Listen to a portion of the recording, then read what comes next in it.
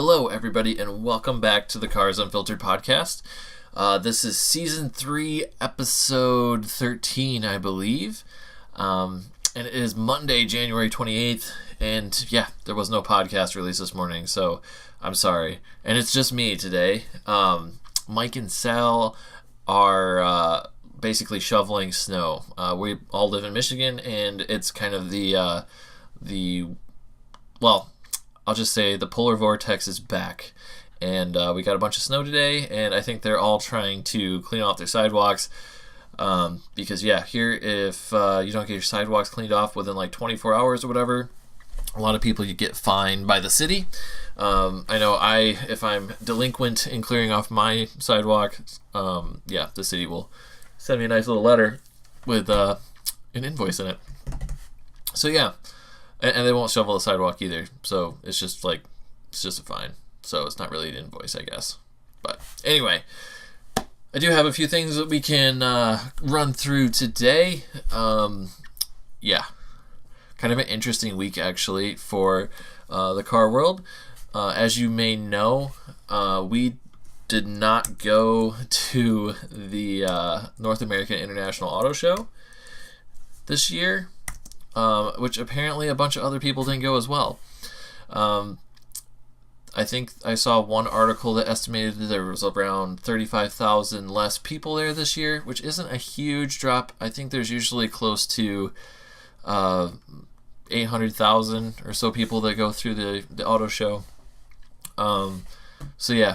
Anymore though, it's kind of a big Chevy Ford show, and there's actually I don't know. I don't want to talk too much about like Ford and Chevy, since this is my one time to talk about supercars with Mike and Sal not being here.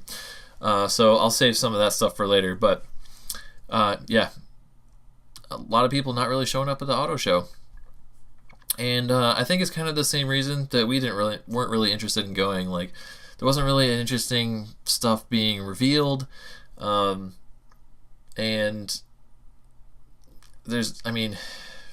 there's not, Lamborghini's not there, Ferrari's not there. At least I don't believe they were. They haven't been for several years. And I don't know. It's just not a whole lot of interesting anything going on there, and it's super cold. So hopefully they're actually changing the time. It's going to be moved into the summertime, I think June or something like that, which I think would be a much better time, especially for Michigan. I don't know why people have come to the auto show this time of year for however many years it's been in the winter. Whoever made that decision is bad call. So looking forward to that. Definitely going to the auto show in June, which I can't remember if it's June of this year, if it's June of next year, but definitely going to be going to the summer one, because you can go to the auto show then and walk around afterwards and grab a burger or something and have a good time. Whereas you basically run from the auto show to your freezing car, which you can't remote start most of the time because it's too far away. And I don't have remote start anyway, but for people that do. And you freeze and for the next 30 minutes while you wait for your car to warm up. And then you drive down I-75, which last couple weekends ago when I was down there was partially closed for emergency road repairs. And there was about 40 people I passed that had flat tires because the roads were so bad. So I went and did a bunch of research on road tax and gas tax in Michigan, and that was kind of interesting. Sadly, a lot of that money doesn't go to roads, come to find out. So maybe we can have that in a future open discussion episode later. Could be interesting. Let's see, the next thing that I have, let's switch over to, I'm just going to get this out of the way. And I'm mostly going to say this because Mike and Sal aren't here to defend it or, kind of give me any crap about it. I noticed that the new GT500, some of the interior shots, I was not impressed. This is supposed to be like the creme de la creme of Mustangs, and it's also supposed to be like the ultimate GT car, I think. That's the way I view it from Ford. Outside of like a Lincoln Continental, RIP. But the GT500 interior, they have the double the dual clutch transmission in it, which is awesome. And they switched the shifter to one of those dial things instead of like a normal shifter. I don't know what you call it, center console shifter that a lot of them have had recently. And to me, while completely functional, that's totally fine. Like, it works, I'm sure. It's also the same knob style. I can't say anything about the materials because I didn't go to the auto show and they wouldn't let me touch it anyway, so I don't know. But it's the same style knob as the headlights. And it just looks cheap. It also looks kind of abandoned. Like, it's on the console still, like the center console, but it's like one of the only, it's kind of the only thing that's on the console, and it just looks lonely. And yeah, so I personally, I feel like for Ford's like ultimate GT straight line car, it's kind of weird that the interior appears to have kind of, it also just looks, I don't know, something about the interior on it just kind of looks barren in general. Maybe there'll be some other packages in the future, but or available at the time that it comes up for sale. But I don't know. I just was not impressed.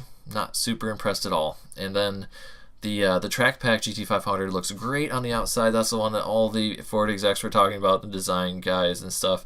But then if you go and look, like, there's also a normal version of the GT500, and that just looks like a Mustang. So yeah, kind of curious, like, is the dual clutch, is that the track pack only come with a Track Pack car? Like, is that going to be like a $100,000 car, and then the normal GT500 is going to be like a $70,000 car, and you just get a whole bunch of horsepower? Is that, I don't know. It's going to be interesting. I guess we'll see. But not super impressed at the moment. We'll see down the road maybe. Okay, so enough of the big three kind of talk going on there. The next thing that I have up is the Porsche Taycan, which, if you guys remember, I was pretty excited about, or still am excited about. It's the Porsche Mission E platform. So Porsche and a whole bunch of VW Group, these guys are building an electric platform to be used across several brands.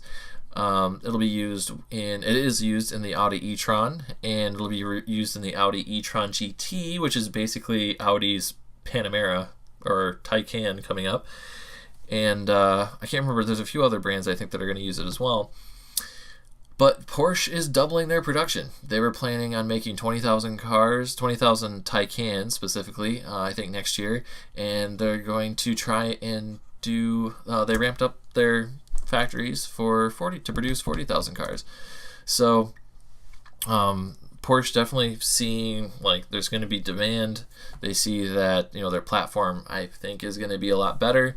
They also, this information came out after the Audi e-tron SUV started selling, so they had some indicators and some information on that. I'd be curious what the numbers for the e-tron actually, the Audi e-tron actually were. How many orders, how many produced. I think that vehicle, the Audi e-tron, is really good, especially compared to Teslas.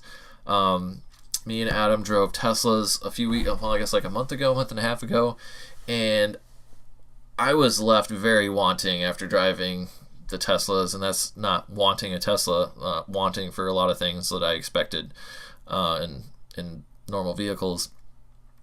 Things like we were in the P100D and we couldn't change the traction control, sport settings. We could just change the ride height and the acceleration levels, and that was it. So yeah. Also, I've heard weird things where some people who drive kind of like highway cruise speeds, low, like those speeds where you get the best gas mileage in an internal combustion car. In the wintertime, they actually have difficulty warming up the car inside, which I don't know if that's true. I thought that Teslas had electric heat, which would not be very efficient, but it would allow for, setting the temperature of the car, while it's waiting down, in your garage or something before you're ready to go. So I'm not sure if that's true, but another thing I didn't necessarily like was the fit and finish. A lot of the stitching didn't seem tight. There was some trim around, like some of the this weather sealing around the edges I didn't really care for. It was kind of sticking out, and they said they had to send it back for that. And then also the size, everything, like Elon Musk is not a small dude. I think he's like 6'2", 220 or something like that. And I'm not. I'm a little bit heavier than that, but I felt like everything in that car was very small. The back seat, the front seat in the Model S. Obviously, the Model 3 is going to feel smaller, and then definitely the Model X. Like, I was very surprised. That was not. I don't think I'd want to be in those cars for really extended periods of time. The cabin space and everything just felt small, and I think they do that to. I think the car is small, and I think they do that in order to shave weight and get more efficiency out of it. But anyway, I think the Taycan platform, the Audi e-tron, and all those cars are actually going to be amazing, based on some of the stuff that's available on the internet, the videos that people can see, and just it's an experienced car company. They'll know if the heat works in the wintertime, which I can't remember. I really need to look into that and see if that's true about Teslas. It may have been an early version of the Model S or something as well, but yeah, like just normal things. Hopefully, they've learned for many generations of their vehicles. They can apply to this, and I think it'll be good. All right, let's see. Next thing I have is the McLaren Senna. So, as you guys probably have seen online, if you're into car YouTube videos, Alejandro from the Salamandran channel, his Senna went up in flames for whatever reason. I'm super curious to find out what happened with that. And but I don't know. The Senna was like always an interesting car. It's like one of those cars that's just like interesting but completely unattainable for me, in the near future, or at least, in my mind. And if I was going to spend that much money on a car, I don't know that would be it.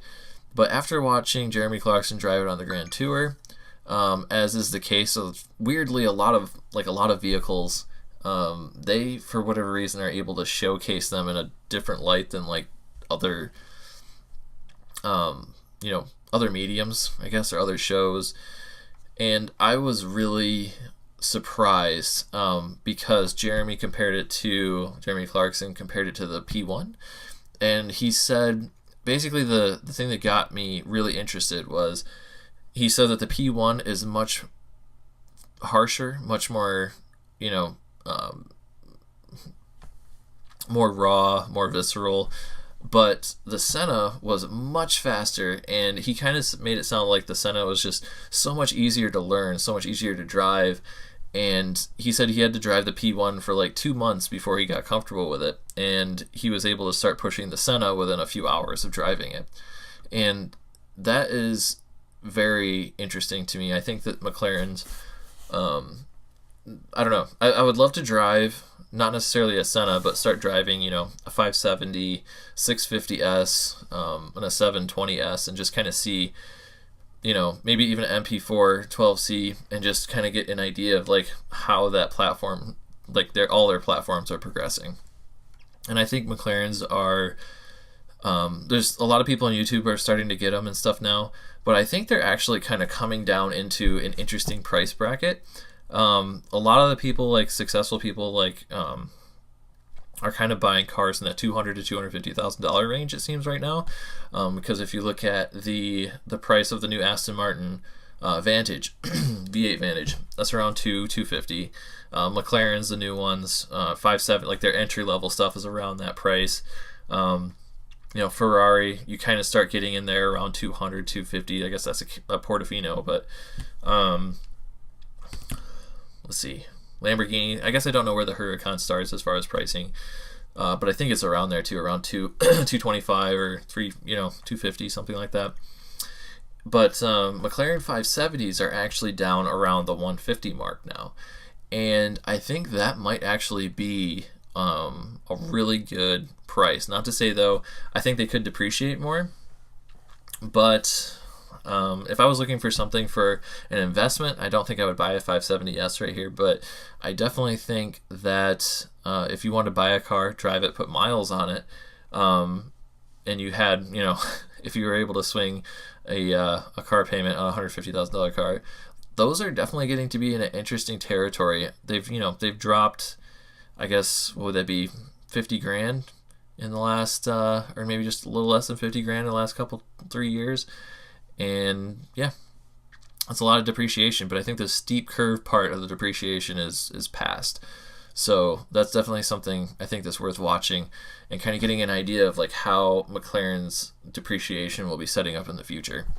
So anyway, just like, I don't know, something interesting. I guess I'm a nerd. I'm curious about car prices and depreciation and stuff like that.